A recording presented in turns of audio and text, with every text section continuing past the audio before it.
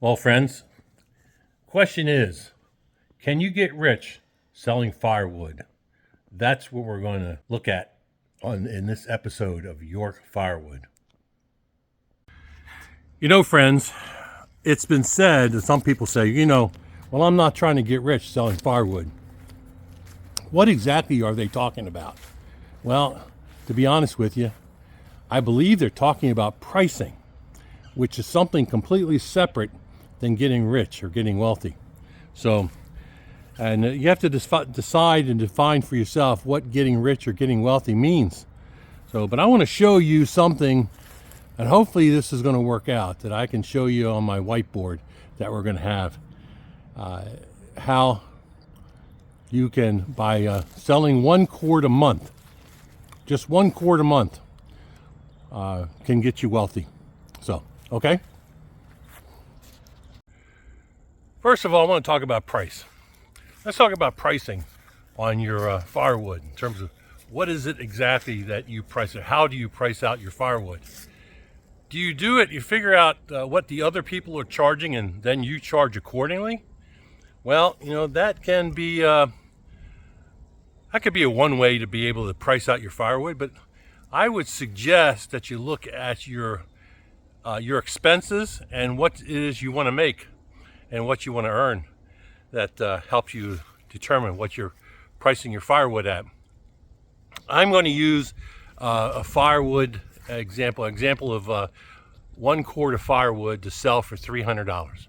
Now, some of you may sell for a little bit less, some of you may sell it for a little bit more. But we're going to work on as a result, we're going to work on just $300 a cord, what that would do if you're able to set that aside. And basically what we're saying is you don't really want to consider saving that. You want to invest it. And we're talking a little bit about investing.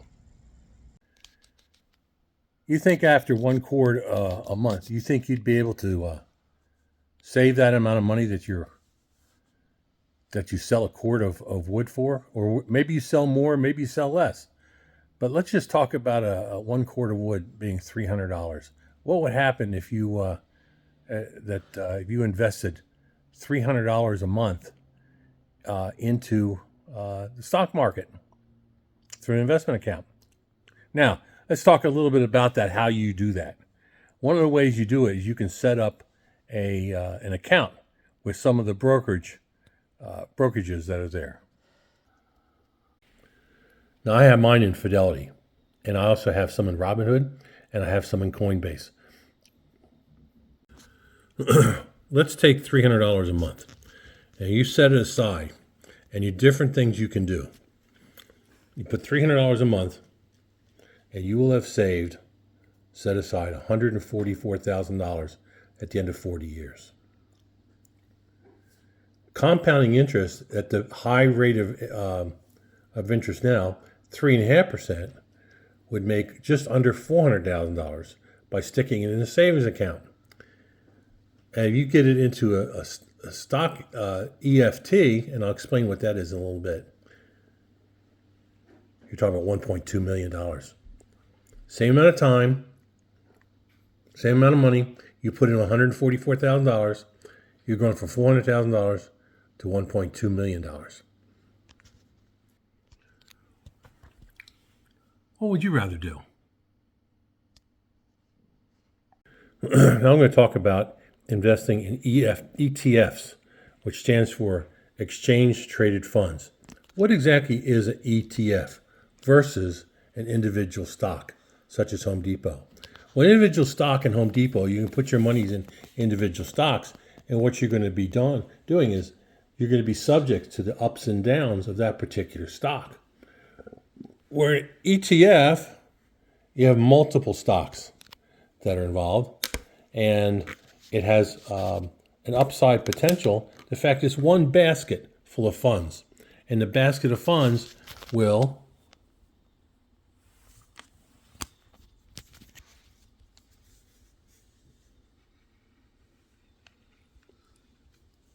tend to grow like that. Tend to grow on an upswing like that. and it varies by the economy, not by the particular stock.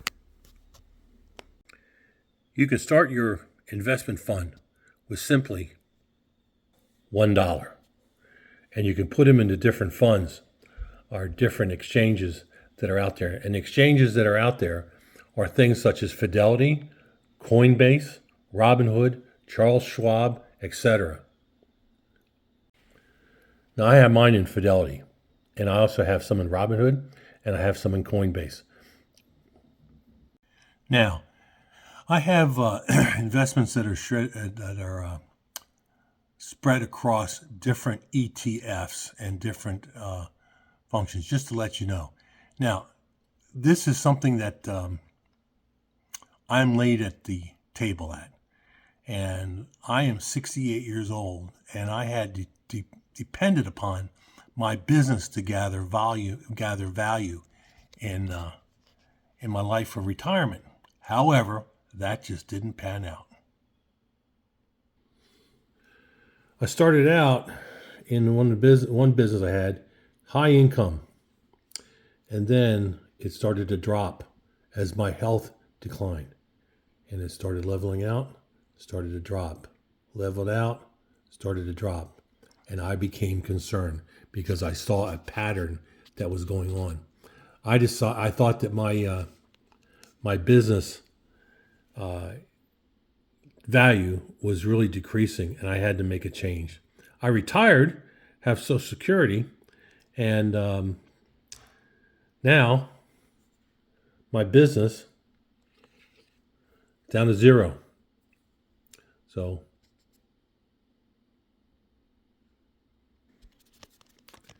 there are a couple things that caused my downfall, if you will, in financially. Well, one is lifestyle creep. Two is inflation. I also found I had no goals financially that I could stretch towards. I didn't have a mission statement for my financial life.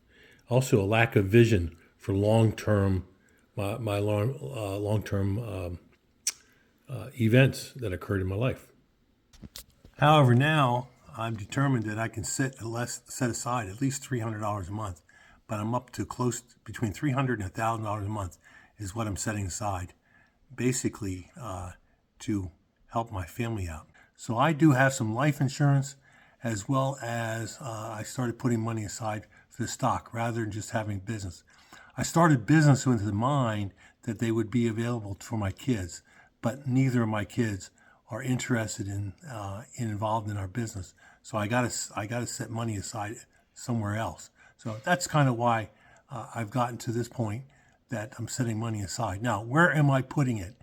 I have put it in the Fidelity account, Robinhood, as well as in Coinbase. And what have I done? Well, I'm going to show you the distribution of what I'm doing for the $300 a month. We have.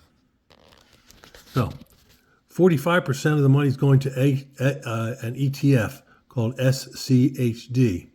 40% is going into VOO, QQI, and SPMO. 10% I'm putting into crypto, specifically XRP, and 5% I'm keeping as cash.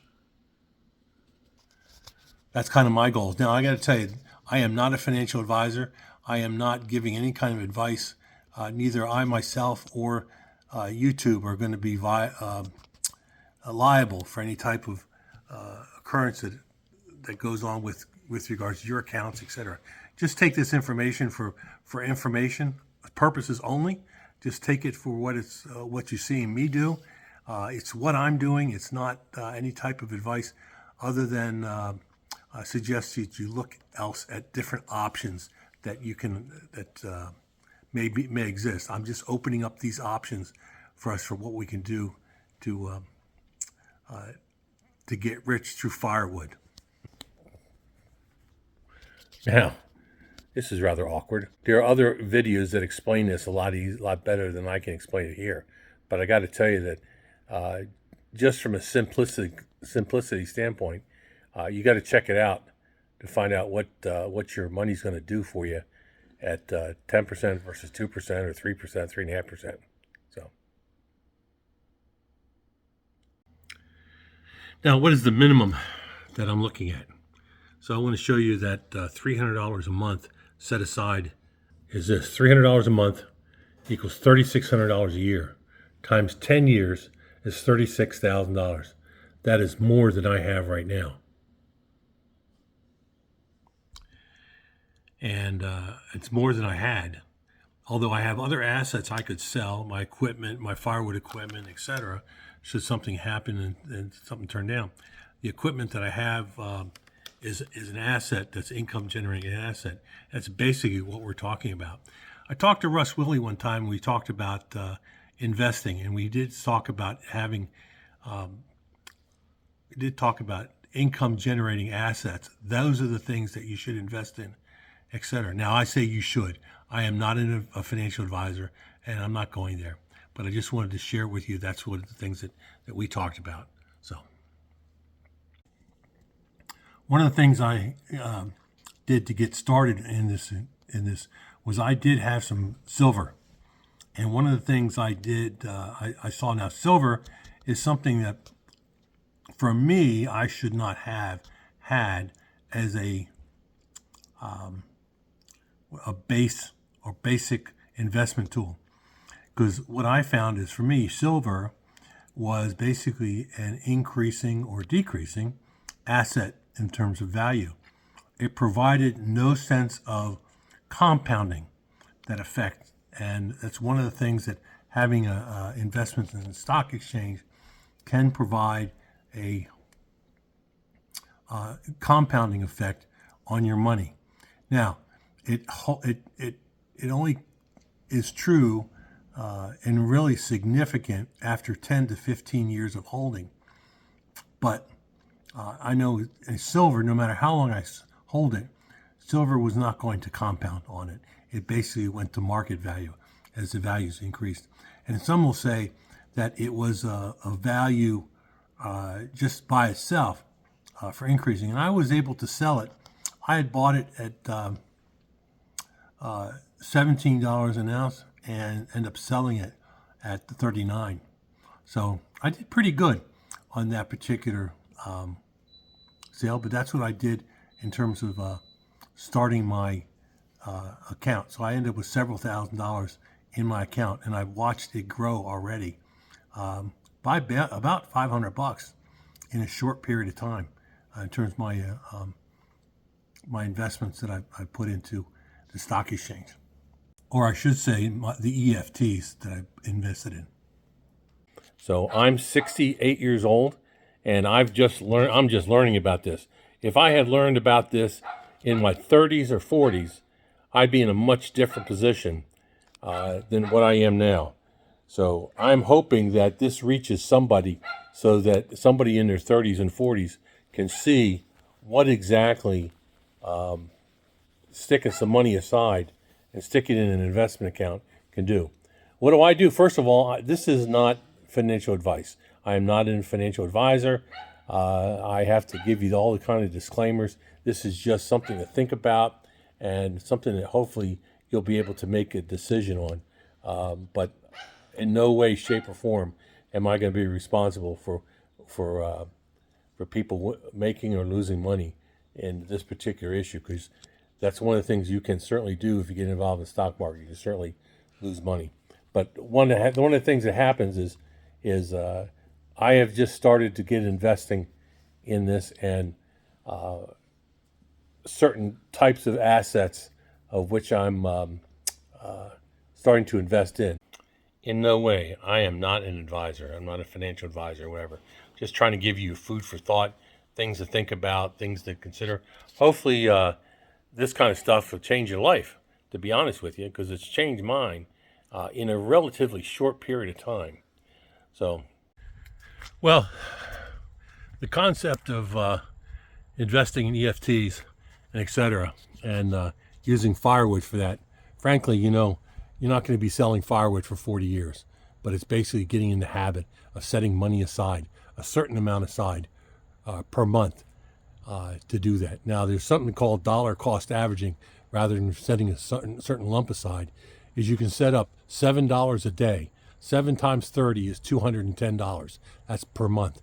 If you set $10 a day, that's $300. So if you set $10 a day aside, can you afford to spend $10 a day to be able to help out your future so that you can reach $1 million? And that's not a guarantee, but it certainly is worth considering for sure, because I'll probably never see it because I'm just too dang old for that. Considering 40 years from now, I would be 108. So who knows?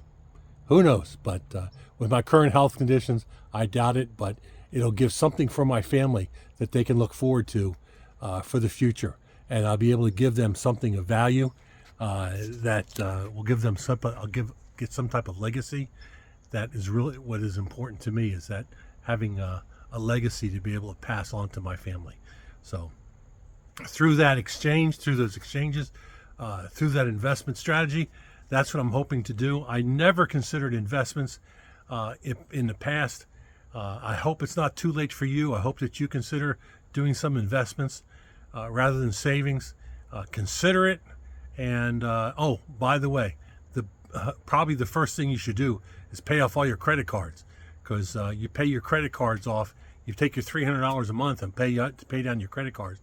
That would be a great thing to be able to do, is to be able to get rid of those high interest debts, because that's like putting at 25% or 30% interest. That's the same thing as putting 30% in your pocket, because you don't have that much to spend anymore. So pay down your credit cards, put some cash in the bank, and go ahead and start investing. That's one thing that I wish my dad had told me to do, and I would have done it sooner. So rather than starting in your 60s, that some say is too late, start in your 20s, 30s, and 40s. So put down your comments below what your experience is in terms of your investment. You might have a 401k. Do you have anything over and above that, a little bit extra that you're putting into there? I know that 401ks are great, but they're not meant to be your sole support. See if you can put something aside. Let us know what you're doing. It would be great and great encouragement to me and the rest of the community. So y'all take care and peace out. Bye.